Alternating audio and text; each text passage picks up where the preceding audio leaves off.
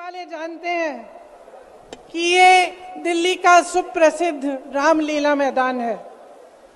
यहाँ बचपन से मैं आ रही हूँ। हर साल दशहरे के दिन यहाँ इसी मैदान में रावण के पुतले का दहन होता है। मैं छोटी थी तो अपनी दादी जी इंदिरा जी के साथ आती थी, उनके पैरों के पास जमीन पर बैठ के देखती थी। उन्होंने हमारे देश की ये प्राचीन, हजारों वर्ष प्राचीन गाथा जो रामायण है, भगवान राम जी की जीवन गाथा मुझे सुनाई। आज जो सत्ता में है वे अपने आप को राम भक्त कहलाते हैं। इसीलिए यहाँ बैठे हुए मेरे मन में ये बात आई कि उनको इस संदर्भ में कुछ कहना चाहिए। मुझे लगता है कि वे कर्मकांड में उलझ गए हैं। मुझे लगता है कि वे दिखावे में लिप्त हो चुके हैं।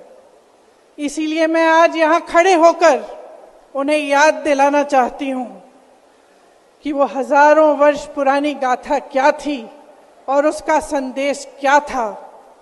भगवान राम जब सत्य के लिए लड़े, उनके पास सत्ता नहीं थी।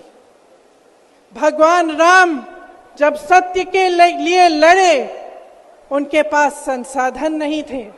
उनके पास तो रथ भी नहीं था। रथ रावण के पास था, संसाधन रावण के पास थे, सेना रावण के पास थी, सोना रावण के पास थी। वो तो सोने की लंका में रहता था।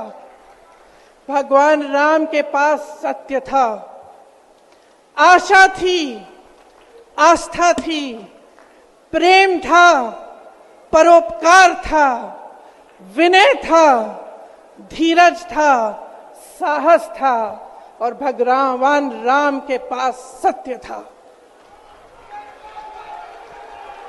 मैं सत्ता में बैठे हुए सरकार के जितने भी सदस्य हैं, अपने प्रधानमंत्री नरेंद्र मोदी जी को याद दिलाना चाहती हूं कि इस जीवन राम भगवान के जीवन गाथा का क्या संदेश था।